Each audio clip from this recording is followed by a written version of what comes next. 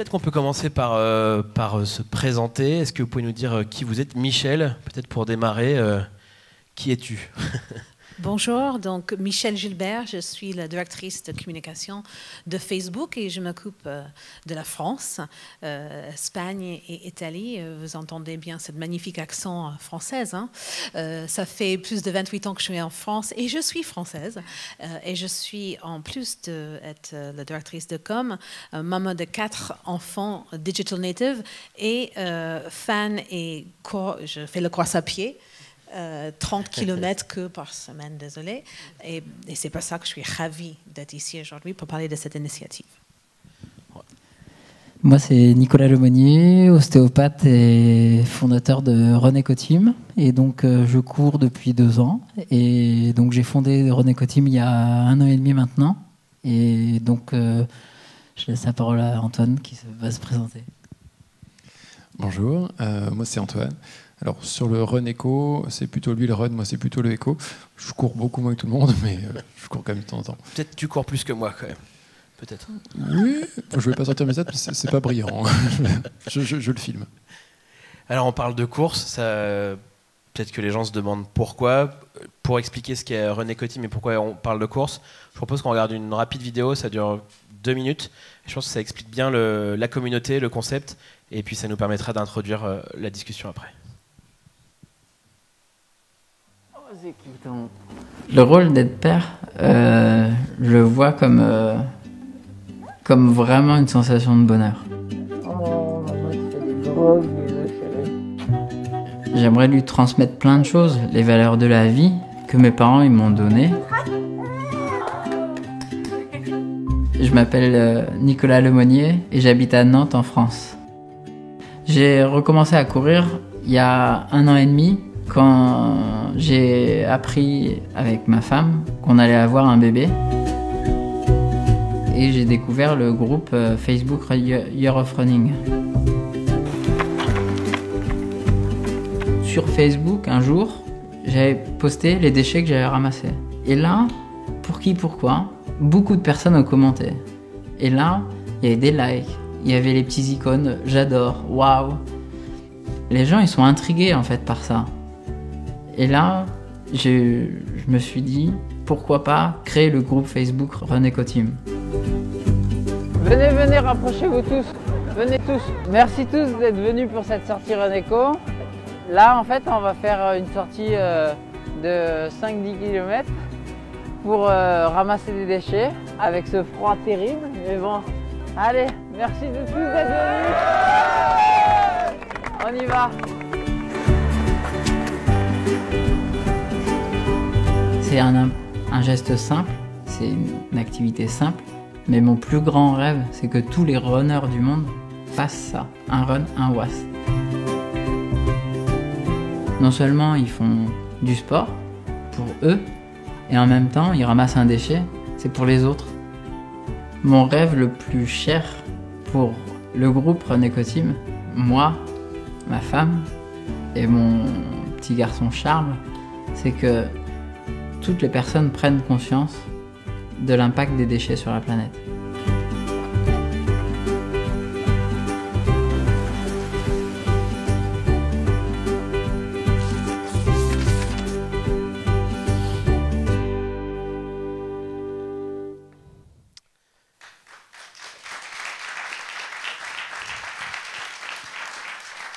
C'est une initiative qu'on peut effectivement applaudir. La vidéo explique bien voilà, l'idée originale et tout. C'est du coup un groupe Facebook, Renéco Team. Aujourd'hui, ça représente combien de personnes? Il y a combien de membres dans ce groupe? Actuellement, on est 19 000 sur le groupe Facebook. Et puis après, il y a les différents réseaux, les différentes pages au niveau local. Et là, il y en a plus de 35-40 un peu partout dans le monde. Il y a Instagram et donc du coup, on rassemble à peu près 30-35 000 personnes dans plus de 30 pays dans le monde. Est-ce que ça a été naturel? Est-ce que tu t'es dit, bah ouais, finalement c'est logique, j'ai envie de lancer cette initiative, donc je vais créer un groupe Facebook? Finalement, c'est né un peu par hasard. C'est quoi un peu le début de l'initiative? En fait, le début, je me rappelle très bien, c'était le 4 décembre 2015. comme tous les runners, que ce soit en France ou dans le monde, on court, on pose ses stats sur Facebook et on fait un selfie. Et un jour, je me suis dit, faut que je sois un peu plus original que ça. Et donc, les 10 dernières minutes, très souvent, je remontais le dernier boulevard qui monte un peu d'ailleurs, donc je le marche. Et il y avait un paquet de cigarettes qui était par terre, je me rappelle très bien. C'est un Philip Morris orange. Je me rappelle de cette photo, c'était un soir. Et donc, je l'ai pris en photo et je l'ai posté sur Facebook au lieu de me mettre en photo comme tout le monde. Et je me suis dit, tiens, je vais ramasser des déchets en courant parce que j'en ai marre de voir des déchets. Que ce soit en ville, en campagne. Je suis ostéopathe à la campagne et c'est le même problème, il y a des déchets partout. Donc du coup, beaucoup de commentaires suite à cette photo. Et ensuite... C'est tes amis, en fait, tu l'as posté juste à tes amis au départ. Ouais, sur mon profil perso. Ouais, d'accord. Ouais. C'était pas du tout la démarche de créer le groupe. Et donc, beaucoup de commentaires et je me suis dit, tiens, je vais faire ça sur mon profil. Ok. Et à quel moment, du coup, est-ce que ça bascule dans je vais rendre ça un peu plus public, je vais créer un groupe? Quelle a été un peu la démarche? Est-ce que tu as fait ça complètement tout seul? Enfin, il y a Antoine qui est avec nous sur scène qui participe aussi à cette initiative-là. Voilà, comment vous vous êtes organisé? Est-ce que ça s'est fait vite? Voyant tout cet emballement en fait, autour de ces photos-là, je me suis dit, tiens, je vais créer un groupe, je ne dois pas être le seul en France, dans mes amis proches ou même dans les amis d'amis, à faire la même chose. Donc, je pense avoir rien inventé en ramassant des déchets. Je ne suis pas le seul dans le monde et de par l'expérience de Runeco, ça nous le démontre bien que j'étais pas le seul à le faire. Et donc du coup, je me suis dit, tiens, on va créer un groupe. Et donc je me suis fait aider d'Antoine et d'amis proches qui étaient un peu plus dans le domaine que moi, ostéopathe. Et donc là, je vais laisser la parole à Antoine qui m'a accompagné justement dans le développement du groupe. Ouais, alors, moi, je suis arrivé, le groupe était déjà créé. Hein. Mais en tant qu'ami, du coup, je salue l'initiative et je trouve que c'était brillant parce que c'est clairement l'idée, on l'a tous un petit peu eu ou pas en se posant la question. Et puis, mettre ça en œuvre, c'est toujours la différence entre celui qui se dit ce serait pas mal puis celui qui le fait. Et il l'a fait. Après, l'idée, le but a été d'organiser parce que c'est une communauté donc, qui a grandi assez vite. Au début, il y avait 300-400 personnes hein, à peu près. Et après, on en parlera. Ouais, c'est des amis proches, c'est un premier cercle. Ouais. Des amis proches qui se mettent à le faire aussi. Du coup, leurs amis proches viennent aussi. Ouais. Il y a une traction. Du coup, Nicolas crée le groupe. Ça commence à prendre. Et après, un petit peu de couverture médiatique, mais en très local. Quelques partenaires, entreprises qui payent quelques t-shirts et des choses comme ça. Puis Nicolas dit, oui, on peut voir plus grand. Mais donc vous avez eu la volonté très vite d'utiliser cet outil qui était un groupe sur Facebook pour animer cette communauté et essayer de l'engager un peu parce que on pourrait se dire ok bon déjà je poste un truc sur mon profil à moi perso, j'ai des réactions de mes amis, je peux m'arrêter là. Il y a la démarche d'aller ouvrir un groupe, là j'ai 200-300 personnes de mon premier cercle, ça vient naturellement et après vous avez la démarche, je veux dire on peut aller un peu plus loin et on peut essayer de faire grandir ce groupe-là et être de plus en plus nombreux en fait. Ça a été une vraie volonté. Là on est sorti du truc un peu par hasard et vous avez vraiment eu la volonté après de l'amener plus loin quoi. Alors, je pense que Nicolas serait intéressant qu'il vienne, mais juste pour dire, c'est qu'il y avait une traction, c'est-à-dire que les gens publiaient, ils trouvaient c'est génial, moi aussi je le faisais, mais j'étais un peu tout seul, fédérons-nous et ensemble on fera quelque chose. Et c'est vraiment cet effet groupe, mais dans le sens vertueux du terme, qui a donné envie d'y aller. Après, ça a grandi. Nicolas, moi, a créé l'association parce qu'il fallait quand même un cadre aussi. Et, en fait, petit à petit, ouais, comme disait Antoine, ça a pris de l'ampleur et plus ça allait, plus c'était fun. Parce qu'on se regroupait. Il y a des gens que je croisais, que j'avais vus depuis très longtemps, qui m'ont dit « c'est bien ton truc, on rigole bien, moi aussi je cours et maintenant je ramasse un déchet ». Et des témoignages de personnes qui sont à l'autre bout de la France ou même au Pérou, comme hier matin, j'ai pu avoir un mail qui me dit « j'adore votre action, moi aussi je cours et je ramasse des déchets ». Donc en fait, ça c'est une stimulation, que ce soit personnelle et puis l'effet de groupe, qui fait que très souvent on voit l'écologie ou comme quelque chose de culpabilisant, les glaciers qui fondent. Moi je suis plutôt positif, et je pense que le fait de montrer des choses positives et de faire cette petite chose chacun de son côté, mais en s'unifiant par la magie des réseaux sociaux et en l'occurrence Facebook, ça nous motive, et puis ça met le côté un peu plus fun que toujours avoir ce côté négatif. Et c'est ça qui nous apporte justement cette motivation. Et c'est pour ça que, comme tout à l'heure, on a croisé quelqu'un avec Antoine qui nous disait « mais c'est votre métier ?» Non, c'est pas mon métier. Antoine travaille dans les assurances, moi je suis ostéopathe. C'est pas notre métier. Le but, c'est d'avoir quelque chose de collégial, mais à l'échelle mondiale comme maintenant, mais de séduire le plus de personnes à préserver notre environnement. Alors effectivement, on a un impact en ramassant des déchets, parce que là, on en ramasse 20 tonnes par semaine. Mais le but, c'est de, indirectement, séduire les gens à préserver notre planète, mais d'une manière un peu plus fun que ce qui se fait actuellement. Michel, là, on a l'exemple de deux passionnés de course, et pour qui l'environnement, c'est important, qui décident d'utiliser Facebook comme un outil finalement pour leur assaut, pour aller un peu plus loin dans leur démarche. Est-ce que c'est, je connais déjà la réponse, mais est-ce que c'est un cas unique où on a énormément de communautés dans le monde comme ça qui utilisent Facebook? C'est quoi un peu les chiffres? Combien est-ce qu'on a de groupes comme ça qui sont autour de ce genre de sujet dans le monde? Est-ce qu'on arrive un peu à le quantifier? Est-ce que c'est... Les groupes prennent de plus en plus d'importance. Nous avons aujourd'hui des centaines de millions de groupes. Donc c'est un chiffre qui veut dire beaucoup et rien, mais c'est énorme. Quand je vous entends parler, c'est pour moi qui représente Facebook et aussi qui est un membre de ce groupe, parce que je partage la même valeur que vous, c'est montrer la réussite. Et j'ai adoré ce que vous venez de dire sur comment est-ce qu'on ressemble des communautés autour de quelque chose de positif. Parce qu'on a tendance à toujours parler des choses qui ne marchent pas. On dit toujours, on parle des trains qui arrivent en retard, mais jamais des trains qui arrivent à l'heure.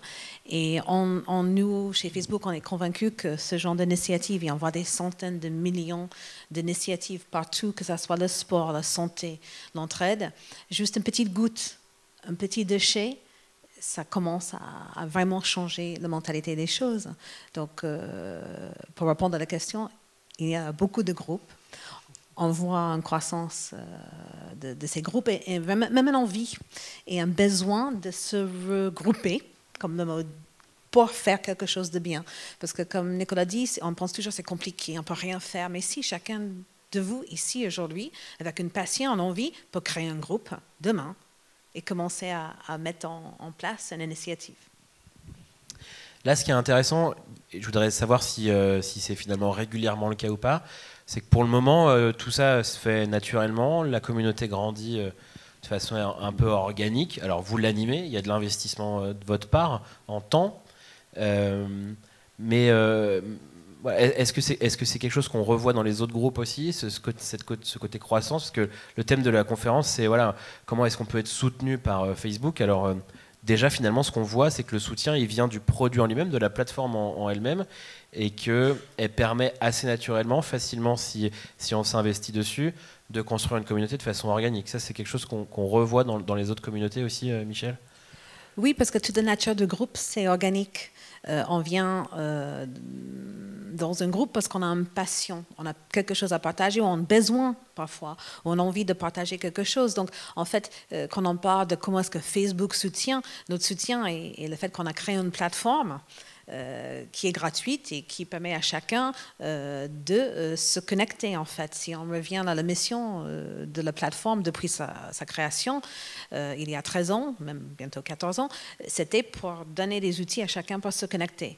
Et donc, les gens le font très naturellement. On a ce besoin de se connecter et de se réunir en force. Donc, c'est organique. Bien évidemment, ça demande du travail. Ça demande du travail de la part des animateurs de groupe. Et d'ailleurs, nous, on anime pas mal de sessions de formation ou des grands événements pour aider ces animateurs à mieux animer ou avoir des outils. Et je pense que peut-être Nicolas peut en parler quand il était allé chez Facebook aux États-Unis. On écoute les administrateurs de groupe pour savoir qu'est-ce qui marche pas, comment est-ce qu'on peut améliorer l'expérience.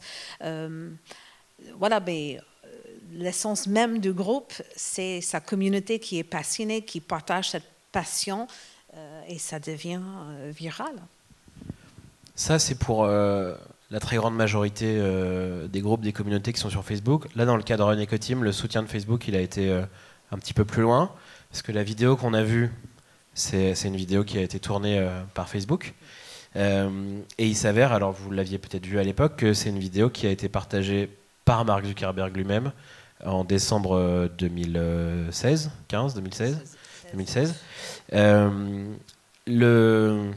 Déjà, comment on vit ce truc-là? J'ai posté une photo d'un paquet de cigarettes quelques mois avant. Je me retrouve en vidéo partagée par Mark Zuckerberg. Déjà, c'est quoi la sensation? Ça doit être un peu surprenant. Et puis aussi, est-ce que ça a un impact sur le groupe à ce moment-là?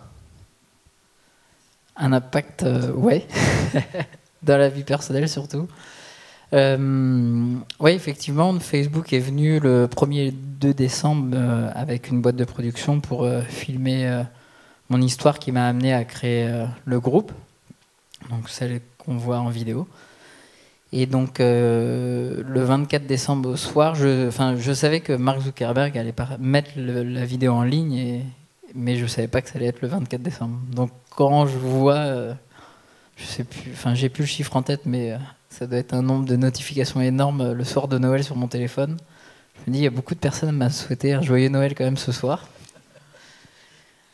Et en fait, c'était Mark Zuckerberg qui avait mis la vidéo en ligne. Donc là, c'était un très très beau cadeau de Noël pour René Cotim. Et puis, donc Noël, je crois que le 24, c'était un samedi soir. Donc le dimanche, c'était férié. Et le lundi matin, là, heureusement que j'étais en vacances. Parce que là, je crois qu'on est passé dans 190 médias dans le monde. Donc du jour au lendemain, on est passé de 1200 membres à 15 000 membres, d'un nombre incalculable de messages, de demandes d'ajout en amis, de témoignages personnels comme quoi c'était une belle initiative. Enfin, que des trucs positifs. C'était, l'autre fois, je suis tombé sur une publication que Facebook France avait relayée par le biais de la page de Mark Zuckerberg. Et c'est vrai qu'il y avait des témoignages qui étaient assez touchants. Et pour ma personne et puis pour l'initiative. Et donc, c'était plutôt cool. Et donc après, là, c'est sûr que ça développe des motivations un petit peu partout dans le monde quand Mark Zuckerberg partage un film sur une initiative. Et donc, du coup, ça séduit de plus en plus de monde. Même si notre initiative, elle est ce qu'elle est, elle n'a pas changé et elle ne changera pas. On s'efforce avec Antoine et puis toute l'équipe de René Cotim de garder les mêmes valeurs, la passion du sport et la passion pour la préservation de la planète. Donc là-dessus, rien n'a changé. Après le fait que Mark Zuckerberg partage le film, oui, ça a changé pas mal de choses dans le développement de l'association. Donc il y a un impact quasi immédiat sur le nombre d'inscrits, les gens qui connaissent l'initiative et s'investissent. Quand on a un peu échangé pour préparer la table ronde, vous m'avez aussi dit que finalement il y a eu un impact un peu indirect, c'est que ça a mis un vrai coup de projecteur sur vous et que plein d'autres médias ont commencé à s'intéresser à vous et qu'il y a eu comme ça plusieurs vagues finalement d'exposition et d'inscription. Il y a aussi eu un impact indirect. Tout à fait, c'est vrai que donc le témoignage de Marc, ça fait une caution. Enfin, les gens sont bien nous regarder, et alors je ne sais plus exactement quels étaient les nombres d'adhérents. C'est 1002. Mais il y a eu la soirée où on voyait le nombre de vues. Au début, c'est parti, ouais, machin, donc on est tous hors pas de Noël, et puis on en est à 10 000 vues. 5 minutes après, on en est à 50 000 vues. On passe 200 000 vues. C'était repas de famille, on n'écoutait pas trop les conversations. Mais c'est vrai qu'après le fait que ça a été partagé, il y a eu les différents prime time. Enfin, il y a eu. Enfin, c'est un effet boule de neige vraiment, et ça a pris, et on est arrivé donc à 17 ou quelque chose comme ça. Et après, on est repassé sur parce que c'est pas évident une fois qu'on a eu un grand coup de projecteur, d'arriver à continuer, à recréer l'événement et à continuer à faire grossir. Donc on y essaye, mais donc ça fonctionne assez bien. Mais c'est vrai qu'on était content, et c'est vraiment le point de départ. Et après, il y a eu un gros relais. Donc finalement, comment est-ce qu'une boîte comme Facebook ici peut soutenir? C'est aussi mettre un coup de projecteur, et après c'est C'est des médias, c'est... le reste aussi. Hein. Voilà. Bah, tout le monde cherche en fait des sujets, c'est très vertueux, on est complètement apolitique. Enfin, notre message, c'est vous courez, vous ramassez un déchet, vous le jetez. Pas plus, pas moins. Donc si chacun fait une petite chose, ben, ça fera un gros impact. On peut pas ne pas être d'accord, c'est très cohésif. Et c'est notre volonté justement d'aller dans ce sens-là et de ne pas toucher à ce message. Moi, ce qui m'intéresse, Michel, c'est d'essayer de comprendre pourquoi est-ce que c'est si important pour Facebook de mettre en avant ce genre d'initiative. Enfin voilà, Facebook c'est une entreprise, comme n'importe quelle entreprise dans le monde, faut gagner de l'argent, c'est un focus important pour les équipes, c'est normal. Mais là, il y a quand même une volonté de soutenir des initiatives comme ça par le produit, mais par des vrais coups de projecteur, des vrais soutiens comme ça. Pourquoi est-ce que c'est si important? Je crois même qu'il y a quelques mois, Mark Zuckerberg a publié une longue lettre en disant que les communautés, c'est central. Pourquoi? Encore une fois, je vais répéter quelque chose et c'est évident pour nous et ça a beaucoup de sens. La mission de Facebook n'a jamais changé. Quand Mark Zuckerberg a lancé Facebook, son objectif était de connecter les gens les uns avec les autres et de donner cette technologie aux gens pour se connecter. Et ça a commencé avec les amis. Ça a commencé à Harvard à connecter les étudiants. Mais la mission même et la volonté de Mark était toujours de connecter les gens. Donc ça n'a pas changé et c'est toujours le cas d'aujourd'hui. Et c'est même plus au centre de la mission de l'entreprise. Oui, on est une entreprise, oui, c'est ça. Mais si on regarde bien, et je pense que c'est intéressant en parlant avec Nicolas qui a rencontré Mark, qui a pu passer du temps avec lui. Mark, c'est pas son objectif de gagner de l'argent. Hein. C'est ça pour payer la plateforme, pour payer les serveurs, pour payer les gens qui font les outils pour connecter les gens. Et bien évidemment, on doit gagner de l'argent pour exister. Mais lui n'a jamais perdu le cap de cette mission et c'est ancré dans la lettre qu'il a publiée, qui met la communauté, que ce soit locale, au cœur de nos objectifs et de nos produits.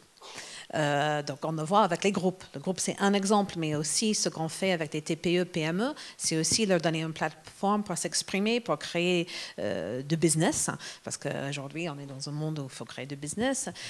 C'est également pour donner la voix à chacun, pour donner la voix aux associations, les NGO, parce qu'en fait, aujourd'hui, j'aime pas balancer les chiffres, mais juste pour vous donner une grandeur, c'est aujourd'hui, Facebook est utilisé, juste Facebook, l'app bleue, par 1,9 milliard de personnes dans le monde, dont 33 millions ici en France.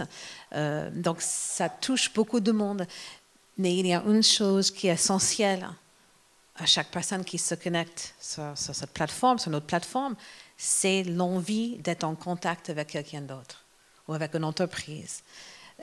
Et c'est ça qu'ils peuvent faire et trouver les groupes. Comme Ranoko Team, c'est que moi je courais toute seule dans mon coin, maintenant j'ai un autre objectif et c'est utile, donc c'est win-win et je pense que chacun d'entre nous a besoin c'est même la sociologie de base, c'est on est des êtres qui aiment bien être avec les autres pour la plupart. Est-ce que ça en interne chez Facebook, on peut, comme dans n'importe quelle entreprise, être un peu embarqué dans son quotidien, ses missions, voilà. Ce côté, faut pas qu'on oublie qu'on est d'abord une plateforme pour que les gens se connectent et il y a ces communautés qui existent et il faut qu'on les soutienne. Comment ça se matérialise au quotidien? C'est quoi un peu les messages qui passent et comment est-ce qu'on fait dans les équipes pour que ce genre d'initiative elle reste bien en tête et qu'on les soutienne dès que possible? Déjà, je trouve la démarche de notre directeur Mark Zuckerberg, que tout le monde dit est-ce qu'il est vraiment impliqué dans l'entreprise, c'est l'exemple, le meilleur exemple qu'on puisse donner, c'est que lui-même est allé rencontrer, ou Nicolas est venu, mais il a pris le temps de rencontrer ces groupes pour écouter, comprendre et pouvoir revenir avec des produits qui sont adaptés aux besoins. C'est-à-dire qu'on ne vit pas dans notre petit monde à nous, on est toujours en contact avec le vrai monde et c'est important. Et même quand on va recruter au sein de nos équipes, on veut que les gens qui travaillent chez nous soient aussi divers que le monde dans lequel on travaille. Et c'est quelque chose qu'on nous rappelle tous les jours. Il faut bouger, regarder, voyager, ouvrir les yeux, écouter l'autre, parce que notre réalité ici maintenant n'est pas la réalité de quelqu'un qui est en Indonésie, qui est aux États-Unis, qui est au Saudi-Arabie. C'est que vraiment cette prise de conscience qui est important. Et c'est au sein des valeurs, mais c'est au sein de notre plateforme, c'est au sein de Facebook. Si vous regardez, plus de 85% de personnes sur Facebook sont en dehors des États-Unis. Et la plupart, c'est en Asie du Sud-Ouest. Si on regarde le nombre de personnes qui se connectent, on a un monde devant nous, une fenêtre vers le monde. Et c'est ça qui est formidable. Et si on prend le meilleur de chaque fenêtre, ce qui n'est pas toujours facile, ça nous permet d'avoir des idées et de rentrer en contact, d'aider les uns les autres.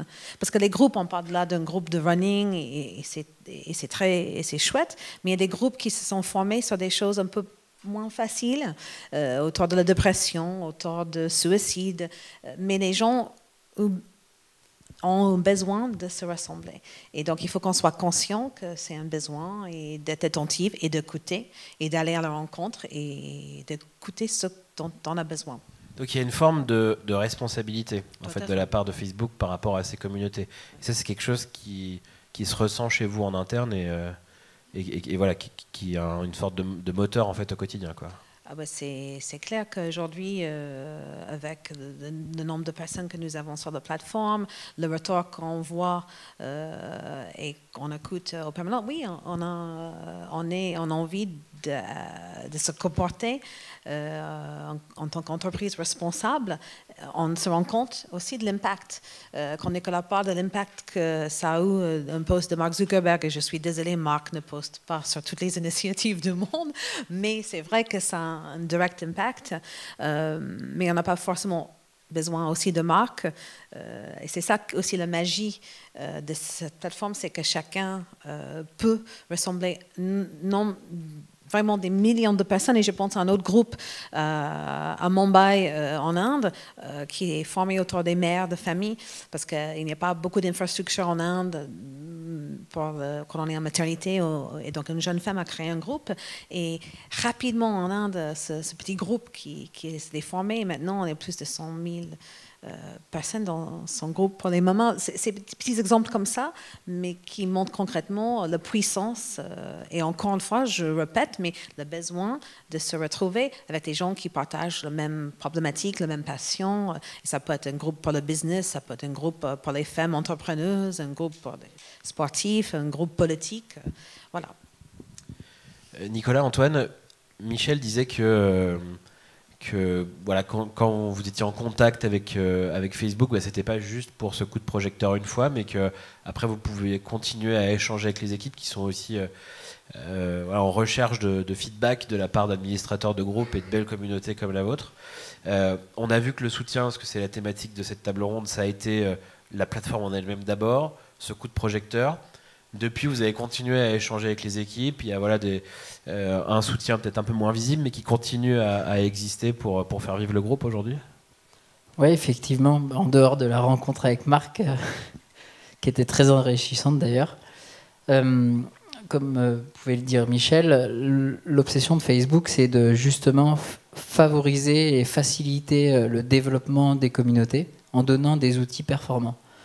Donc, par exemple, là, ce qui a été mis en place il n'y a pas très longtemps, c'est le live, en invitant des amis en direct live et en communiquant en live sur Facebook.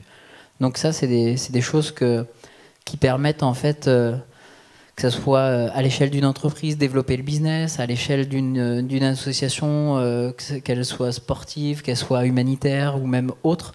Ça permet de développer justement la communication, de favoriser le lien entre les personnes, qu'elles soient d'une même région en France ou même à l'autre bout de la Terre. Donc ça veut dire que le soutien, il passe aussi par le fait que c'est une plateforme qui évolue régulièrement et qui vous apporte de nouveaux outils que vous pouvez utiliser pour animer votre communauté. Le live, je crois que vous vous en êtes servi pour un truc assez incroyable. On a une slide avec des photos, je crois, qui montrent ça. En gros, tu as couru un marathon filmé sur Facebook Live, c'est ça ? et pour inciter les gens à... Enfin, raconte-nous un peu cette histoire. Là, on voit quelques images. Alors, c'est des captures d'écran du Facebook Live pendant que tu courais un marathon. Donc en fait, je faisais le marathon de Nantes.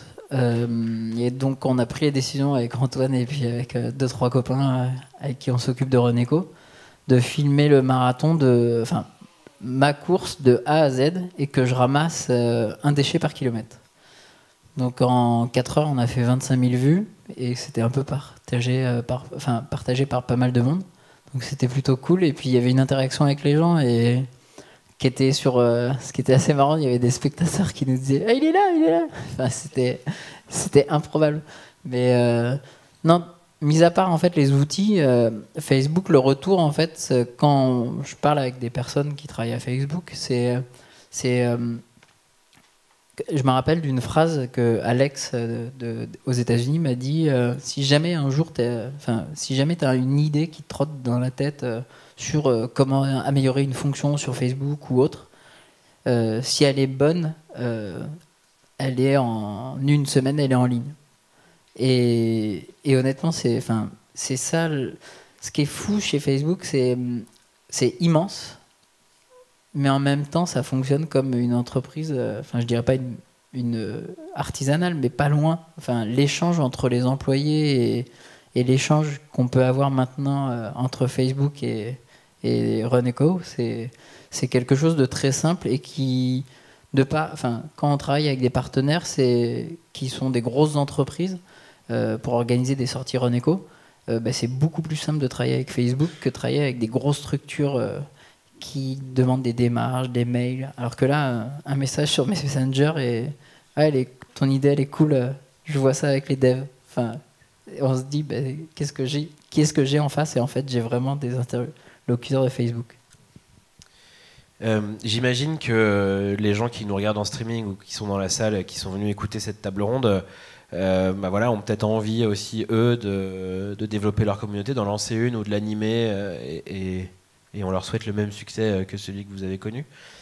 C'est quoi vos conseils un peu ? Comment parce que là, vous avez, en gros, ce que vous avez dit tout à l'heure, c'est vous vous êtes investi, ça c'est sans doute un premier conseil, ça se fait pas par magie, mais à la fois vous, administrateur d'une communauté, et Michel chez Facebook, c'est quoi les conseils que vous pouvez donner aux gens qui ont envie de créer ou d'animer leur communauté grâce à un outil comme Facebook ? Déjà, je pense... moi je parle par rapport à mon expérience personnelle, créer un groupe, il faut que ça vienne naturellement, il ne faut pas que se dire un matin tiens je vais créer un groupe pour un jour rencontrer Mark Zuckerberg et un jour faire une conférence au Web Today. C'est pas... Jamais je me suis posé cette question-là en fait. Je pense qu'il faut avoir un projet comme on peut avoir, comme quelqu'un a pu avoir il y a 20 ans, y croire et s'investir à 300% comme si c'était... il faut que ça soit naturel, il ne faut pas que ça soit quelque chose de forcé. Et à partir de là, en fait, une communauté, ça ne se manie pas comme ça. Faut qu'il y ait un réel échange, il faut que les choses soient réelles. C'est sûr que si je cours et je ramasse des déchets et je mets ça sur Facebook, mais qu'en réalité je ne le fais pas et je ne suis pas convaincu par les choses, forcément quand je fais des lives sur Facebook ou quand je vois les gens en réalité qui courent avec moi pour ramasser des déchets, si je n'étais pas convaincu de la chose, ça se verrait tout de suite. Donc il faut croire en ses rêves. Faut croire. Un jour, quand on a tourné le film avec l'équipe de Facebook, je me rappellerai toujours d'une phrase. Ray, quand il est parti, j'étais en larmes déjà, parce que j'étais le contre-coup du tournage. Et Ray me dit tu verras, Marc mettra le film en ligne. Et je dis mais c'est pas possible. Il me dit t'inquiète, Renéco Team, rien n'est impossible. Et je pense que c'est pour tous les projets, à partir du moment où on y croit, rien n'est impossible. Rien. Jamais je me serais imaginé ramasser un paquet de cigarettes et 1 an et demi après être à Palo Alto avec Sheryl Sandberg et Mark Zuckerberg. Et Mark Zuckerberg qui dit devant tout le monde moi j'ai créé un groupe de running l'année dernière, mais jamais j'aurais pu imaginer qu'un mec qui me suit ramasse des déchets et une meilleure idée que moi. C'était hallucinant, quoi. Mais Mark Zuckerberg est quelqu'un de très simple et il essaye de préserver justement cette simplicité dans les échanges entre ses employés. Et justement, cette simplicité, elle permet de favoriser le développement des idées, le développement des communautés, le développement de Facebook, mais d'une manière fluide, pas de quelque chose de forcé. Et c'est cette fluidité-là que Facebook recherche, je pense. Donc l'authenticité, c'est ce qui fait que ça peut marcher ou pas, quoi. Michel acquiesce. Je suis totalement d'accord, surtout sur les groupes. Il faut être authentique. Voilà, et c'est tellement clair. Et l'authenticité, c'est tout ce que nous, on essaie aussi de vivre à l'intérieur en tant que valeur. Mais je voulais juste aussi dire qu'il y a des groupes qui existent qui n'ont pas aussi l'envie de devenir grands et médiatiques. Il y a des groupes qui sont vraiment là pour faciliter la vie. Et je pense à quelque chose. Moi, comme je disais au début, je suis maman de 4 enfants. Ma fille a créé un groupe pour le bac, elle est en train de passer son bac. Aujourd'hui, juste, on a des outils qui sont différents, on a des usages qui sont différents. On est maintenant une société mobile, connectée. On a une façon maintenant de se connecter avec les autres, que ce soit pour des initiatives, que ce soit pour passer son bac ou passer un cap dans sa vie difficile. Voilà, donc un groupe, selon son objectif, d'avoir plus de personnes, ou vraiment rester 10 personnes. C'est aussi un autre objectif. On peut rester 10 et trouver le confort, l'aide qu'on a cherché. Antoine ? Ouais, je rajouterais juste un petit truc. Donc, nous, c'est bénévole et il faut s'amuser. Si on ne s'amuse pas, vu les centaines d'heures qu'on y passe, ce qu'on en retire, c'est ah, merci les gars, c'est cool ce que vous faites. C'est de voir ça y est, je cours depuis 3 semaines, maintenant mon parcours il est propre. Enfin, c'est des petites choses comme ça, mais il faut que ce soit fun, autrement c'est pas la peine. Mais une des clés du succès quand même, voilà, pour conseiller un peu les gens qui sont dans cette salle, c'est quand même ok d'être authentique, mais c'est un vrai investissement. C'est-à-dire que même si c'est un outil performant avec un potentiel d'1,9 milliard d'utilisateurs, malgré tout, il faut y passer du temps, il faut être investi si on veut que ça fonctionne. Je ne pensais pas que c'était 1,9 milliard, donc on va avoir nos objectifs avec Nicolas, on va essayer d'aller un peu plus loin que 20 000. Vous n'êtes que 20 000, c'est naze. Ok. On a vu donc, il y a cette plateforme, cet outil qui est déjà une façon d'être soutenu par une grande boîte, d'utiliser leurs produits, leurs outils. Il y a cette mise en valeur qui peut arriver parfois et cette connexion avec les équipes pour faire évoluer la plateforme dont vous avez besoin. C'est une solution qui évolue régulièrement et donc vous, ça vous continue très souvent d'avoir des nouveautés pour animer votre communauté. C'est quoi la suite du coup dans votre relation entre guillemets avec Facebook? Est-ce que vous avez envie de continuer à utiliser davantage des nouveautés, des technologies qui sortent? Parce que c'est aussi une entreprise technologique qui peut fournir des outils pour vous. C'est quoi la suite? Est-ce que vous avez déjà imaginé quelle était la suite avec Facebook pour vous? Antoine? Alors, 2 choses quand tu parles des évolutions techniques. Alors, Nicolas n'en parlait pas, mais pour le marathon, juste avant, en fait, je crois que c'était 2 semaines avant le marathon, la durée du live a été poussée à 4 heures. Sachant qu'en 2 heures, ça devient compliqué de faire un marathon. Mais en 4 heures, c'était possible. On l'a fait pour toi. Voilà. Enfin, il avait fait un petit mail à Marc avant. On avait 4 heures, il fallait faire le marathon et l'interview, donc dans le live, c'était pas évident. Mais par rapport au Next Step, justement, on est en train de monter avec un autre partenaire une application. Et justement, alors, on en parlait, c'est pas avec Michel, c'est pas pour demain, mais ça peut-être commencera demain et surtout ce sera opérationnel après-demain. Mais il y a Facebook qui a lancé une API qui permet après la reconnaissance faciale, il y a la reconnaissance des objets. Et ce qu'on souhaiterait justement, c'est que quand on fait un run, qu'on prend une photo de ses déchets, ça nous dise j'ai 3 canettes, j'ai machin, pour pouvoir rendre ludique. Encore une fois, il y a la notion on le fait plus facilement si c'est cool. On voit les Pokémon Go là, avec toutes les campagnes manger, bouger, ils n'ont jamais fait aussi mieux que Pokémon Go l'été dernier. Enfin, tous les gamins ils couraient pour aller avoir leurs œufs qui éclosaient. Donc c'est le même principe. Si on arrive à avoir justement cette API qui fonctionne, ça ouvre une porte de beaucoup de possibles sur des jeux concours, sur la semaine de la canette. Enfin, c'est un peu con, mais on est un peu là-dessus et on veut vraiment aller plus loin. Et grâce à Facebook, avec cette API, quand elle sera opérationnelle, puisque pour l'instant elle n'est même pas encore sortie, une fois que ça sort, ça se teste, ça avance. Et une fois que ce sera opérationnel, on espère que ça pourra nous faire avancer. Donc c'est un soutien qui peut avoir lieu dans la durée. C'est pas uniquement ponctuel, une opération spéciale, c'est finalement c'est un soutien qui peut avoir lieu dans la durée, quoi. Enfin, c'est comme ça qu'on le voit après, à Michel de dire à quel point. C'est juste que la technologie change en permanence. On est quand même on est une entreprise, comme vous avez dit, technologique, et donc toute personne qui développe sur la plateforme, parce que pour ceux qui ne connaissent pas, en fait, Facebook est une plateforme. On ne va pas créer les contenus, on ne va pas créer les applications. Notre plateforme est ouverte aux développeurs, que beaucoup d'entre vous, qui peuvent venir avoir une bonne idée, et c'est votre idée, c'est votre application, ce n'est pas Facebook du tout. Et donc, Simon connaît ça très très bien, il travaille aussi sur la plateforme. Donc voilà, c'est cette idée de nous, on s'occupe d'une plateforme, on amène des innovations pour que l'écosystème puisse profiter de cette innovation, que ce soit les groupes, que ce soit les entreprises et les particuliers qui utilisent le service. Voilà, donc c'est ça un peu, c'est notre... l'entreprise est fondée sur un système de partenariat. Nous, on va se concentrer sur nos technologies et laisser les autres partenaires s'occuper des bonnes idées qui vont irriguer et alimenter la plateforme Facebook et faire en sorte que les gens, chacun puisse trouver ce qu'il vient trouver tous les jours. Mais est-ce que ça veut dire, en tant qu'administrateur d'une communauté, d'un groupe, je dois m'attendre à ce que je continue à avoir beaucoup d'outils de plus en plus performants? Est-ce qu'on sait un peu dans quelle direction ça va aller dans les prochaines semaines, les prochains mois Je pense qu'on va avoir beaucoup de choses à dire à propos des groupes très prochainement. D'accord. Et aussi des événements qui vont avoir lieu en France autour de l'animation des communautés. Parce que, comme on s'est dit en début de cette séance, la communauté, que ce soit locale ou globale, est au cœur de notre mission et de notre vision pour l'avenir du groupe Facebook. Et quand je parle Facebook, je ne parle pas que de Facebook. Vous connaissez le F bleu, parce que Facebook aussi, c'est Instagram, c'est Messenger, c'est Oculus. Il y a beaucoup de technologies qui sont en train de changer la façon qu'on communique et on anime ces communautés. Donc, oui, ça va continuer.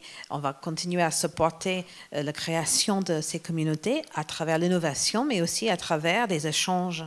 Comment on peut avoir de feedback, de l'écoute pour développer. Et ce n'est pas de rocket science, quand même, encore une fois.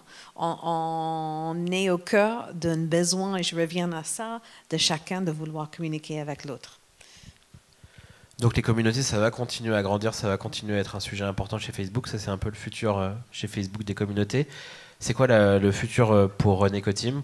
Donc c'est devenu une association, on le disait tout à l'heure, depuis quelques mois maintenant. Il y a de plus en plus de membres.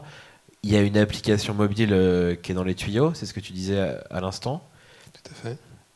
Et quel est le futur? C'est quoi la suite, les événements Alors, on espérait bien faire un petit footing avec Mark Zuckerberg un jour ou l'autre. Bon, ça c'est posé. Alors peut-être que tu veux... Le futur maintenant, c'est on est 19 000 sur Facebook. Après, avec les différents sociaux, on est à peu près 30 000. Le but, c'est de séduire le maximum de runners. En France, il y a un potentiel de 16 millions de runners. Dans le monde, je ne compte même pas. Donc le but, c'est de travailler avec des partenaires français et des partenaires internationaux pour développer notre initiative, donc via notre application et puis via d'autres supports. Donc on est en train de travailler là-dessus, de chercher des partenaires pour développer en fait l'image de Reneco-Team et séduire le maximum de personnes. Et ça passe par Facebook et ça passe par plein d'autres projets qu'on peut faire sur le terrain, et notamment travailler avec les courses, les événements sportifs comme les marathons, les grands marathons, les grandes courses internationales, pour que ces courses-là deviennent sensibles à Reneco et partager les valeurs du sport et partager la sensibilité à la planète. Antoine? Juste un petit point par rapport à la communauté. Donc, elle est francophone pour l'instant. On est présent dans pas mal de pays, mais principalement des francophones dans ces pays.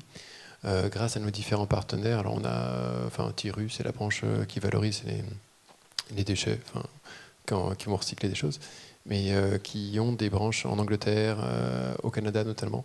Et on est sur un gros partenariat avec eux pour le début d'année, année scolaire, justement pour essayer d'avoir la masse critique dans une nouvelle langue. À terme, on voudrait avoir anglais et espagnol pour pouvoir toucher le plus grand nombre de gens. mais il faut avoir cette masse critique pour lancer les communautés. Et c'était une discussion qu'on avait justement avec Facebook, comment faire pour avoir une communauté en multilingue. On a un peu échangé par rapport à ça avec eux.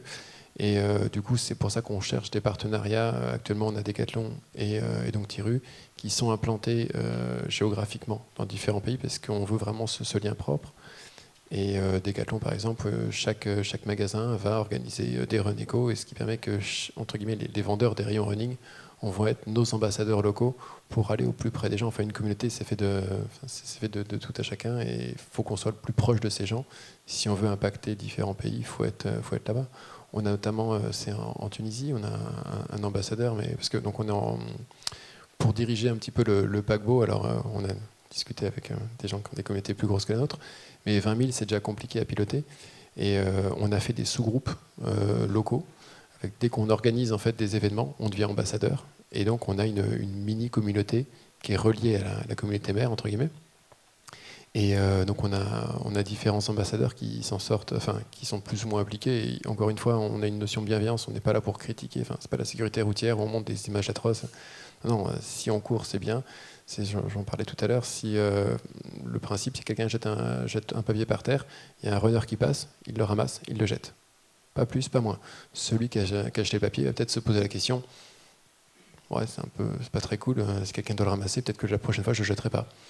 Peut-être que sur une dizaine comme ça, il y en a un qui va prendre ses running et puis la prochaine fois, qui va aller ramasser. C'est vraiment le côté vertueux et le côté déploiement à l'international via des partenaires qui sont implantés localement. Ok, donc là, on peut s'inscrire sur le groupe Run Eco Team. Pas loin de chez nous, a priori, on va avoir des événements, des courses un peu partout en France. Et prochaine étape, c'est l'international. C'est ça. Il y a des ambassadeurs. Là, il y en a 35. Enfin, il y en a quasiment chaque semaine. Il y en a un ou deux en plus. Ça va dépendre des moments. Et on a une volonté. Donc, le marathon était fait pour lancer le label Run Eco Race, qui a vocation à aider les organisateurs d'événements sportifs, pour l'instant en course, mais demain, on verra, à réduire l'impact écologique de leurs événements par différents critères. Encore une fois, on veut pas. Enfin, on est plutôt carotte que bâton. Et donc il y a différents niveaux de labels en fonction. Il y a une cinquantaine de critères, et plus on va remplir de critères, plus on va avoir un label élevé.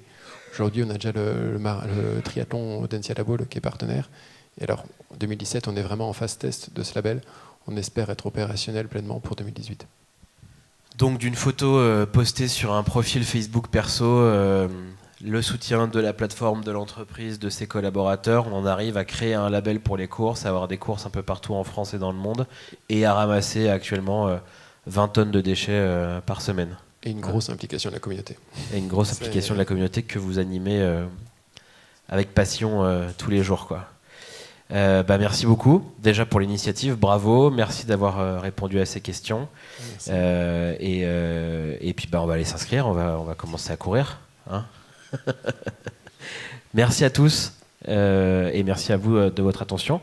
Je vais vous inviter à rejoindre les coulisses. Pardon, on avait un dernier mot, Antoine. Merci. On va sur le stand de Partema. Si jamais vous avez des questions, vous voulez échanger, enfin, on est toujours preneur des bonnes idées. Donc on est sur le stand de Partema de l'autre côté. Parfait. Merci beaucoup. Merci. À bientôt.